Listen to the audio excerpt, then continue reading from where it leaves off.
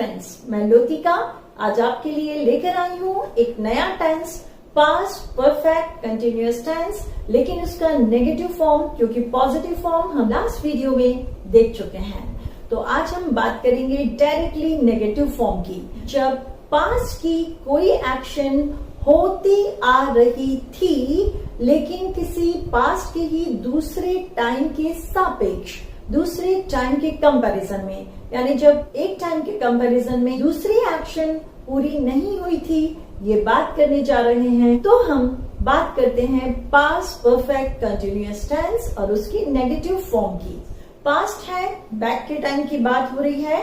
Perfect surety से बात हो रही है।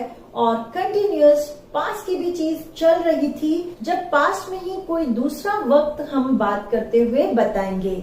जैसे वो 2010 से उस फैक्ट्री में ठीक से काम नहीं करता आ रहा था। इसी को हम हिंदी में इस तरीके से भी कहते हैं कि वो उस फैक्ट्री में 2010 से ठीक से काम नहीं कर रहा था। यहाँ नहीं कर रहा था होते हुए भी ये सिर्फ पास्ट कंटिन्यूअस टेंस नहीं है, क्योंकि एक दूसरे टाइम के सापेक्ष बात की जा रही है, इसलिए ये पास्ट परफेक्ट कंटिन्यूअस टेंस का नेगेटिव फॉर्म है। तो चलिए दोस्तों, इसका फॉर्मेट देखते हैं, लेकिन इस चैनल को सब्सक्राइब करना न भूलिएगा, बेल आइकन ऑल प्रेस करते हुए। तो आगे बढ़ते हैं इस टेंस के फॉर्मेट के साथ। आज का फॉर्मेट है subject plus had not been plus V1 plus ING। यहाँ S सब्जेक्ट है जो हमेशा की तरह I, U, V कोई भी करता होगा। हैड नॉट बीन हमेशा एज सच ही आपको जोड़ना है। V1 प्लस ING वर्ब के फर्स्ट फॉर्म के साथ लगा हुआ ING है, जिसे हम प्रेजेंट पार्टिसिपल भी कहते हैं। ये तो सेंटेंस के मेन स्केलेटन का फॉर्मेट हुआ, लेकिन इसके बाद हमेशा ऑब्जेक्ट आएगा, उसके बाद सिंस या फॉर में से कोई एक यूज़ होते हुए हमें टाइम रेफरेंस देते हुए इसी सेंटेंस का सेकंड पार्ट भी जोड़ना होगा, जो कि आपको आगे एग्जाम्पल्स देखकर बहुत क्लियर हो जाएगा।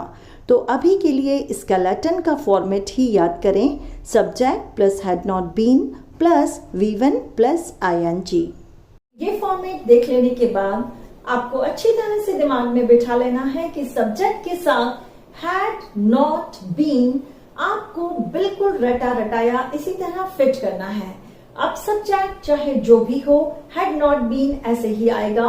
V1 वर्ब के जो 3 फॉर्म्स होते हैं, उसका सबसे सिंपल फॉर्म होता है, जिसको हम वर्ब का रूट फॉर्म, वर्ब का बेस फॉर्म भी कहते हैं, या वर्ब का प्रेजेंट फॉर्म कहते हैं, V1।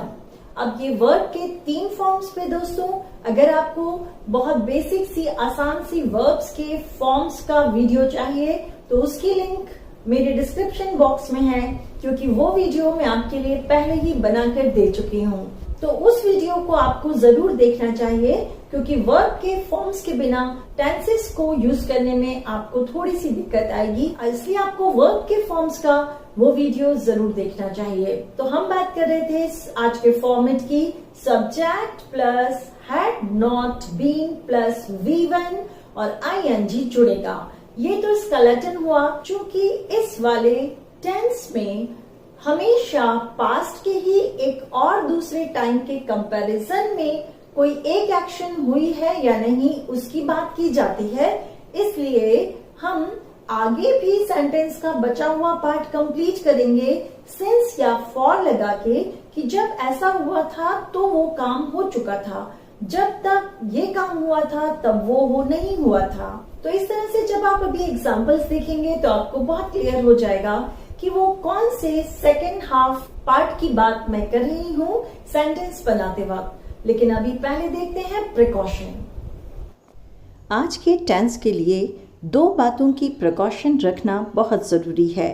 पहली बात कि आपको हर तरह के ही सब्जेक्ट के साथ had not been as it is हमेशा यूज़ करना है, और दूसरी बात कि आपको जब सेंटेंस का सेकेंड हाफ पार्ट, जब दूसरा पार्ट आप बनाएंगे, तो आपको सिंस और फॉर में से बहुत ध्यान से किसी एक का इस्तेमाल करना है। सिंस हमेशा पॉइंट ऑफ टाइम के लिए यूज होगा और फॉर पीरियड ऑफ टाइम के लिए यूज होगा। दोस्तों प्रिकॉशन में आपने देखा सब्जेक्ट चाहे जो भी हो, हैड नॉट बीन, ये ऐसा कि ऐसा हर बार जोड़ना है, लेकिन खास ध्यान रखना होगा जब सेंटेंस का सेकेंड हाफ पार्ट आप बनाएंगे तो सिंस और फॉर में से क्या यूज करना चाहिए। सिंस आप जब एक पर्टिकुलर टाइम से बात करेंगे तो सिंस यूज होगा और एक ड्यूरेशन की बात करेंगे तो फॉर लगना चाहिए। अब देखते हैं इसी को कैसे यूज करना है और फॉर्मेट कैसे अप्लाई होगा सेंटेंसेस बनाने के लिए। तो हम देखते हैं एग्जाम्पल्स शुरू करने से पहले हम अब सेंटेंस के फर्स्ट और सेकंड दोनों पार्ट का फॉर्मेट एक साथ जोड़कर देखते हैं। Subject plus had not been plus present participle form of verb plus object plus time reference. अब बात करते हैं एग्जाम्पल्स की। तो सबसे पहले एग्जाम्पल है He had not been doing his work since 2010. 2010 से उसने अपना काम नहीं किया है। तो 2010 एक टाइम हो गया और उसके रेफरेंस में अपना काम उसने नहीं किया था, ये भी जोड़ा है हमने। Second example, she had not been cleaning her home since last week. वह पिछले सप्ताह से उसका घर साफ नहीं कर रही है। She had not been cleaning her home since last week. Kids have not been going to schools for 2 years. बच्चे 2 साल से स्कूल नहीं जा रहे हैं। Kids have not been going to schools for 2 years, क्योंकि ये टाइम का एक ड्यूरेशन है तो फॉर यूज हुआ है यहाँ पर। Fourth example, you have not been studying since last month. तुमने पिछले महीने से पढ़ाई नहीं करी है। चूँकि पिछला महीना पॉइंट ऑफ टाइम आ गया इसलिए सिंस लास्ट मंथ यूज किया है। You have not been studying since last month. Fifth example है I have not been listening to music for 3 months। मैं पिछले 3 महीनों से म्यूज़िक नहीं सुन रही हूँ। पिछले 3 महीने एक टाइम ड्यूरेशन है इसलिए फॉर यूज़ हुआ है। I have not been listening to music for 3 months।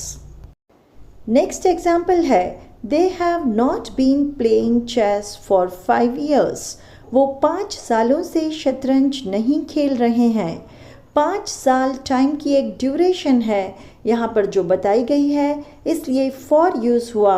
They have not been playing chess for 5 years।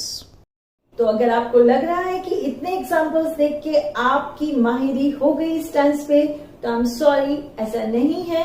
आपको बहुत प्रैक्टिस करनी पड़ेगी क्योंकि अब आप थोड़े से टफ टेंस की तरफ आ गए हैं, या दूसरे शब्दों में कहूं तो आपका लेवल अगर आप इस टेंस को सीख रहे हैं तो काफी हाई हो चुका है। इसलिए आपको अब इस टेंस के एग्जाम्पल्स को लाइटली नहीं लेना है, बहुत सारी प्रैक्टिस करनी चाहिए। तो प्रैक्टिस करते रहिए।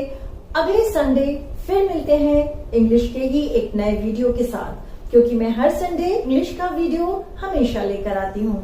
वेडनेसडे को स्टोरी और बाकी के सारी प्लेलिस्ट को एक्सप्लोर करने के लिए मेरे चैनल को क्लिक करिए और प्लेलिस्ट को एक्सेस करिए, तो आपको पता पड़ेगा कि इस चैनल पे आपके लिए क्या क्या अवेलेबल है।